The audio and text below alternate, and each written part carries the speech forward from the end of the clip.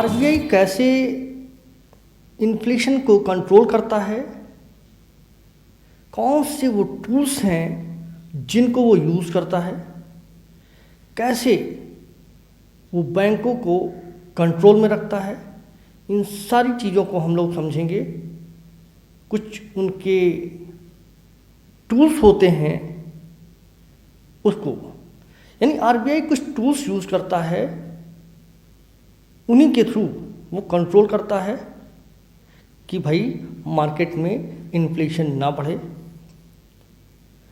Market में liquidity बनी रहे, तरलता बनी रहे। ऐसी ही कुछ चीज़ों को हम लोग समझने जा रहे हैं इस वीडियो में, कैसे आरबीआई उन टूल्स को यूज़ करता है और क्या है वो टूल्स। तो चलते हैं, वाइट बोर्ड पे चलना पड़ेगा यार उसके लिए। आइए चलते हैं। तो भाई हम आ गए हैं अपने वाइट बोर्ड पे, कुछ चीज़ें आपके लिए रख रखी हैं हमने। हम लोग डिस्कशन करेंगे आरबीआई टूल्स के बारे में। एक्चुअली आरबीआई टूल्स जो होते हैं, अब वो वाले टूल्स नहीं है यार, है ना, ये दूसरे टूल्स हैं। तो ये वो हथियार हैं जिसके थ्रू आरबीआई बैंकों को कंट्रोल में रखता है, उनके ऊपर नकेल कसता है। नहीं तो ऐसी स्थिति हो जाएगी कि पैसे की वैल्यू ही नहीं रह जाएगी। चलिए समझते हैं क्या क्या है चीज़ें। तो देखिए क्या है, पहला जिसको हम लोग CRR, बहुत से लोग इसको जानते हैं। CRR क्या होता है? कैश रिजर्व रेशियो है। आपको भी मालूम है, हमको भी मालूम, ठीक है ना। मगर इसकी जो हिंदी है वो बहुत कम लोगों को मालूम होती है भैया, ठीक है। कितना परसेंट चल रहा है ये बहुत कम लोगों को मालूम होती है। तो भैया 3% जो है ये चल रहा है। अब इधर अभी मार्च में ही जो है फिर रिव्यू होगा। तो नकद आरक्षित अनुपात, इसको हम लोग कहते हैं नकद आरक्षित अनुपात। कैसे काम करते हैं, क्या होता है, ये वो अनुपात है, यानी वो शेयर है जो बैंकों को आरबीआई के पास रखना पड़ता है। यानी अपने पैसे का, अपनी वैल्यूएशन का एक फिक्स शेयर जो आरबीआई डिसाइड करता है, वो बैंकों को रखना पड़ता है। कैश रिजर्व रेशियो नाम है, तो कैश के फॉर्म में रखना पड़ता है। ये जरूरी इस वजह से होता है कि अगर कोई स्थिति ऐसी पैदा हो जाए कि भाई मान लीजिए बैंक के पास पैसा नहीं है, या बैंक को कुछ उधार लेना है, या बैंक दिवालिया हो गया, ऐसी सारी स्थिति में तो दो तरीके से काम करता है। एक तो वो कि भाई बैंक जो है वो अगर आवश्यकता हो तो उसको उसकी प्रतिपूर्ति की जा सके, यानी प्रॉब्लम्स हैं अगर तो उनको सॉल्व किया जा सके उस अमाउंट से। और अगर बैंक दिवालिया हो जाता है तो क्या होगा भैया, तो जो उसके ग्राहक हैं उनकी जो लॉस हो रहा है उनको कुछ हद तक कम किया जा सकता है इसी पैसे से, ठीक है ना। अब मुद्दा यह है कि यार ये इन्फ्लेशन में कैसे काम करता है। तो क्या होता है भैया कि जब मान लीजिए आरबीआई को लगा कि यार मार्केट में पैसा बहुत ज़्यादा है, इन्फ्लेशन होता क्या है, इन्फ्लेशन एक्चुअल में ऐसी स्थिति होती है जिसमें हम किसी भी वस्तु को खरीदने के लिए ज़्यादा पैसे देने को तैयार हो जाते हैं। यानी इफरात पैसा आ रहा है भैया, है ना। कहने 2 रुपये, अरे तुम 4 रुपये लो तो हमको दे दो, अब लो, अब भैया जब 2 रुपए की चीज़ तुम 4 रुपए में, तो महंगाई तो बढ़ ही जाएगी, है ना। मगर उसका ड्रॉबैक वो क्या है कि एक्चुअल में आप 4 रुपए दे दो ना, मगर रियलिटी में आपकी जो मुद्रा है उसकी वैल्यू घट रही है। यानी जो चीज़ 2 रुपए खरीद पा रहे थे, आज जब आप 4 रुपए देने को तैयार हो जाते हैं तो यानी वो 4 रुपए खरीद पा रहे हैं, ठीक है ना।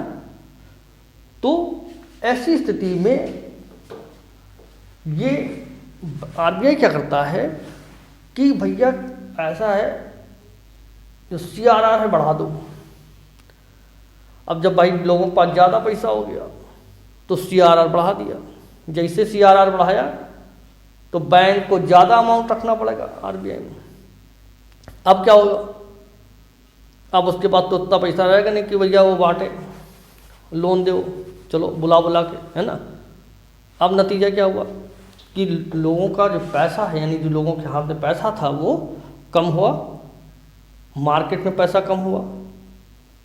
लोगों को जो है ये जो बात होती है ना 4 रुपये ले लो, तो 2 रुपये को 4 रुपये दिए जा रहे हैं, वो कम होता है, इन्फ्लेशन कंट्रोल होता है, ठीक है ना। इसी का उल्टा कि मान लो यार डिफ्लेशन वाली बात हो जाए, यानी मंदी आने लगे, अब क्या करा जाए। तो उसमें क्या करते हैं कि भैया जो रेट है सीआरआर उसको कम कर देते हैं। जैसा कि इस समय 3%, 4% से 3% कर दिया गया। क्यों? क्योंकि मार्केट में, या हम ये कहें कि एंटरप्रेन्योर्स में जान आ जाए, जो रुकी हुई सिस्टम है वो थोड़ा सा रन करने लगे। तो इस तरीके से उसको एक्चुअल में सीआरआर जो है वो यही रोल प्ले करता है, ठीक है ना। अब आते हैं बात दूसरे उसमें। दूसरा है एसएलआर। ये क्या है भैया? ये स्टेचुरी लिक्विडिटी रेशियो है यार, 18%, जिसको हम लोग वैधानिक तरलता अनुपात कहते हैं। ये एक, हम ये कहें कि पैसा है जो बैंक को, यानी अपनी जो लोन दे रहे हैं बैंक, ये जो पैसा बांट रहे हैं, उसका एक फिक्स अमाउंट अपने पास रखना पड़ता है।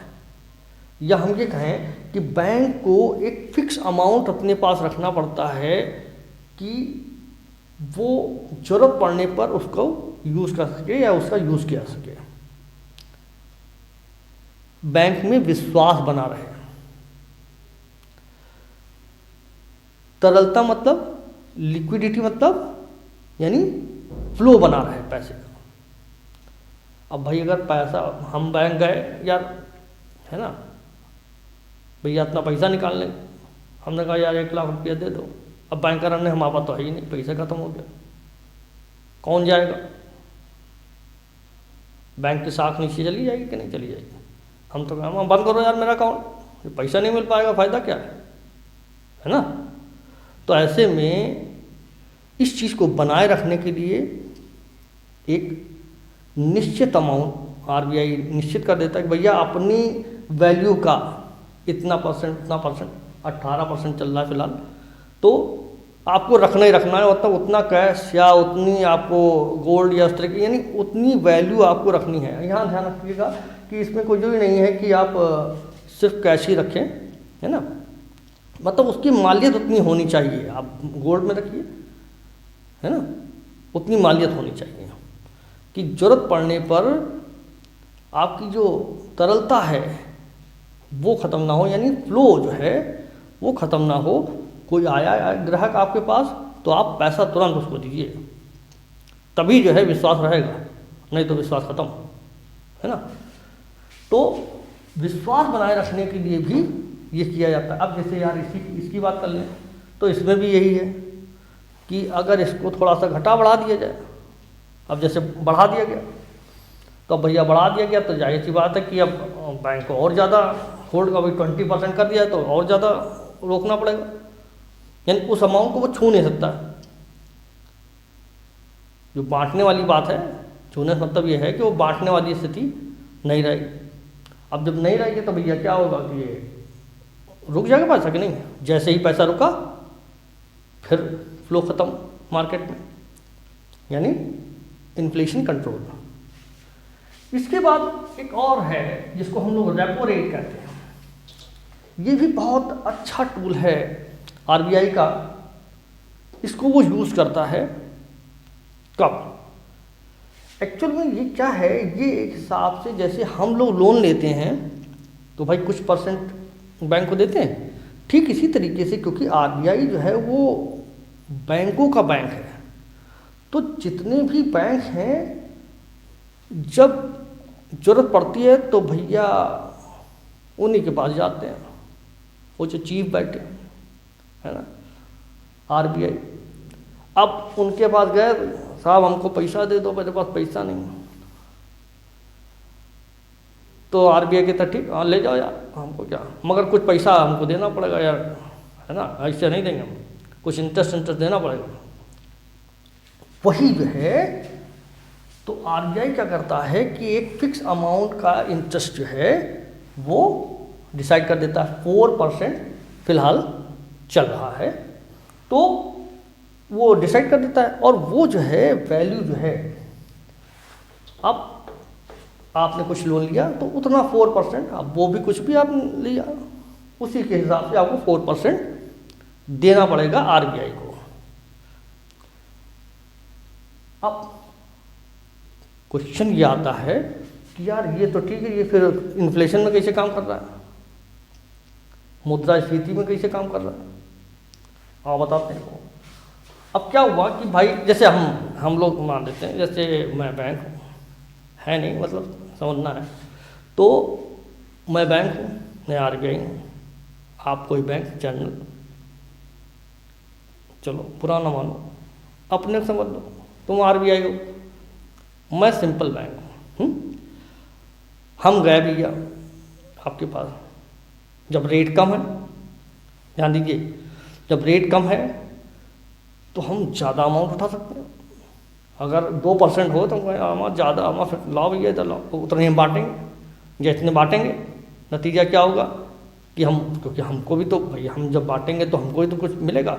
हमने 5% पे पैसा दे दिया, उठाया पैसा 2% पे, 3% का फ़ायदा ले रहे हैं कि नहीं बीच में, उतने ही धड़ाधड़ हम बांटना शुरू कर देंगे। अब मान लो जैसे मार्केट में ज़्यादा पैसा हो गया, तो आरबीआई कहेगा, मतलब आप कहेंगे क्या कि भैया इससे देंगे हम 4% बढ़ाओ, 5% हम इससे कम नहीं दे पाएंगे। अब भैया इससे कम जब नहीं दे पाएंगे तो क्या होगा, बैंक का यार महंगा है, रहने दो, इस साल नहीं, होता है कि नहीं होता है। तो ऐसी स्थिति में वो रेट को घटा बढ़ा के अपनी चीज़ों को कंट्रोल करता है, यानी मार्केट में जो फ्लो ऑफ मनी है उसको कंट्रोल करता है। ध्यान रखिए कि अगर रेट कम तो लोन सस्ता हम लोग के लिए भी, और अगर रेट ज़्यादा तो लोन महंगा हम लोग के लिए भी, ठीक है ना। तो ये कुछ ऐसा हो गया। अब ये नहीं है कि भैया आरबीआई को ही, मतलब आरबीआई इंटरेस्ट ले सकता है, कभी कभी क्या होता है बैंक्स को इंटरेस्ट देना पड़ता है आरबीआई को, जिसको कहते हैं रिवर्स रेपो रेट। कभी कभी ऐसा होता है कि यार बैंक, मतलब आरबीआई ने देखा कि यार ज़्यादा पैसा जो है बाहर मार्केट में चल रहा है, कंट्रोल करना है, क्या करें, फटाक से कहा कि भैया ऐसा है, चलो भैया हम प्रतिभूतियाँ, सरकारी प्रतिभूतियाँ या जो अपनी चीज़ें हैं सिक्योरिटी, मतलब सब कुछ हम मतलब, चलो हम तुमसे भैया पैसा ले रहे हैं, हमको तो मार्केट में फ्लोट कर दीजिए। अब बैंक उसको ख़रीद लेगा, अब जो खरीदे पैसा देना पड़ेगा, वो पैसा जो है कहाँ जाएगा, आरबीआई के पास कंट्रोल हो रहा है। आरबीआई उसको कुंडली मार के बैठ जाएगा, भैया ना ना आप हम जाने नहीं देंगे पैसा, नतीजा क्या है, मार्केट में फ्लो रुक गया। जैसे रुका तो जो पैसा लोग 4 रुपये 2 रुपये वाली चीज़ के लिए देने वाले थे, अब नहीं देंगे भैया, कहाँ से दोगे, है ही नहीं तुम्हारे पास, ठीक है ना। तो इस तरीके से ये कंट्रोल करते हैं जो आपका इन्फ्लेशन होता है। बाकी मिलते हैं नेक्स्ट टॉपिक पे नए वीडियो में, तब तक के लिए थैंक यू।